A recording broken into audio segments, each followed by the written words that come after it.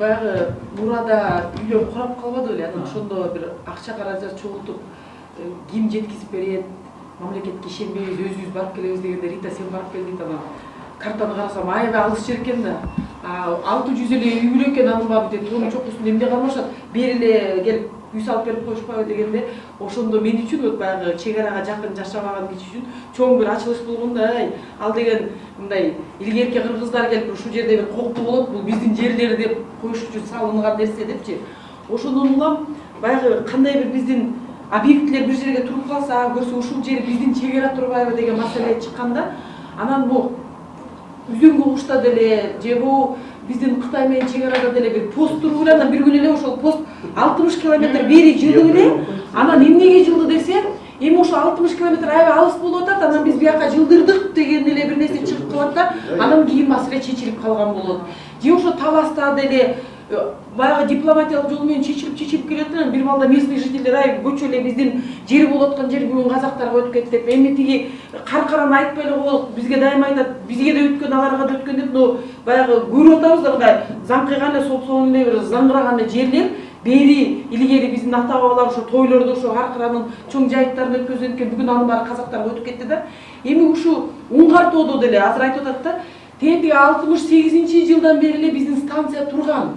Кийин ошол тоого өзбектер 75-жылы келип туруп бир нерсесин тургузуп койгон. Эле анан кайра чатак болуп эле, анан вдруг эле бир постановление чыгып эле, эми баягы биз үчүн ооба биз ушул Уңгартоону берип атабыз, но бирок биз могул маселелерди ушул Уңгартоонун аркасы менен чечип алып атабыз десе дагы бир жөн. Дайыма эле биз ушинтип эле мынтип эле акырын жылып эле, анан бул, анан дагы постановленияны токтом деп деги эле ошо 20, 50, 60 жылдын ичинде кыргыздар бир кайсы бир жерди кеңейтип алды деген эле маселе болуп элек да. Шабдан Батырдан бери эле келет ал деле бияктан бир жылкыга алдап келген экен, тиягы деле депчи, анан биз же биз ушундай өзүбүз элбизби алданып кала турган, же дипломатиялык жол деген бизге кыргыздарга тандык эмеспи, акырын ары жылдырып ала турганчы, даже биздин объектилер турган жакты биз акырын өзүбүз жылдырып келатабыз да. Ошол эле маселеде бүгүнкү күнү биз кандай кадам жасашыбыз керек? Анткени Уңгартоо боюнча мына бүгүн азыр айтып атышат, документ бар деп. Аны кайра бир айтып атат, документ жок деп. Документ жок болбосо, мен ишенбейм, что ошол жерде Жалал-Абадтык жергиликтүү кеңештин расмий бийлиги мындай да, эми кичине баягы алар расмий бийлик болгондон кийин бир нерсени айтардын алдында аябай жана айранды үйлөп туруп иче турган маселеде алар жөн эле макул биз кыйкырып коюшубуз мүмкүн. Эртең биз билбей сүйлөп атып, алар расмий бийлик. Аларга бул станцияларды бияка жылдыр деген, значит бир нерсе келген. Жөн жерден мындай маселе көтөрүлмөк эмес. Бул документ чыкпайт десе, анда ошо жергиликтүү бийликтеги 11 кишиби же канча киши ал мындай кичине мээли баарыныгы толук эмес айтып болот да.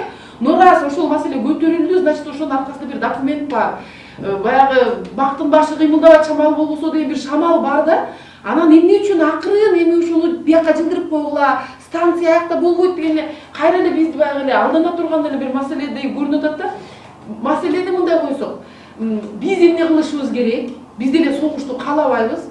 Биз деле дипломатия жолу менен өткүбүз келет, но бирок 1 метр жерди уже жылдыргыбыз келбейт. Анткени себеби масымактан кандай маселе болбосун.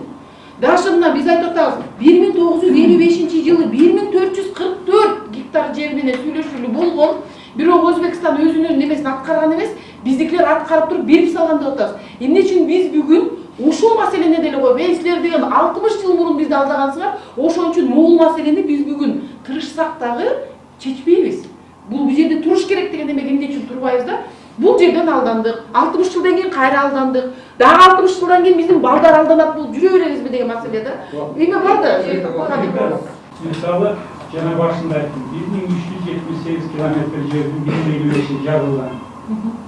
Жазылып, эки тараптуу делегация бекиткен. Уңгартоо биздикиби ага, ошону айтып болуңузчу. Укпайсыңыз, сен Уңгартоо менен жалгыз маселени козгоо, жанагдан бери ошону айтып атат. Ошол 1055 километрден 701 гектар бекитилип атат. Калганын бекитпейбиз биз. Биздин маселе бар да. Значит, биздин делегация ошол жерде Өзбекстан тарапта бирдеме жылдын же туура эмес болсо Өзбекстан тарабайбы? Жок, бекители деп. Түшүнүңүзбү? Жок, Уңгартоо биздин жерби? Табак айтыңыз чагай мен. Уңгартоону дагы бир жолу айтам. Жазылалы, ошондой 56 участок бар.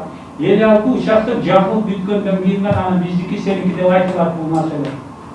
Жазылып бүткөндө, жазылып эки тараптын делегациясы кол коёт, заседанияда бекитет. Орек каланча километр жер бекитеби. Картага түшүрөт кызыл линия менен. Эки тарап кол коёт да, манакей могул жер могул экен деп. Анан жөнүнөн аны кабыл албайт. Аны ар бир документтин баарын көтөрүп чыгат. Тигилердики көтөрөт, биздики көтөрөт. Тиги 40-жылы берилген госактыга чейин көтөрүп атат манакей десе, мына могул госак боюнча биздики, сеники боюнча мындай деп. Анан жөн эле азыр деле Чокун Болотбек айткан сөздү сиз кайра менин колум тогуп атат. Жок, ондой эмес агай. Мындай деме бизде генетический мындай бир бул память деген 1444 гектарды алданып кетиптирбиз алдын жыл. Алданып кеткен эмес. Эмне үчүн биз аларга берип турбуз, алар бизге бербептир. Эми мындай укпайсың. Бизде азыр өзбектердин кол коюп аткан мынакей биз айтып атабыз. Андижанский водохранилище тектин баарын төлөгөнүң үчүн биз бербейбиз силерге. Андижанский водохранилищенин территориясы 4000 гектарга жер. Тигини берген жоксуң, муну берген жоксуң, ошон үчүн биз могул жер боюнча кол коюшпайбыз. Биз муну жаппайбыз. Ушундай маселелер бар. Анын баарын эми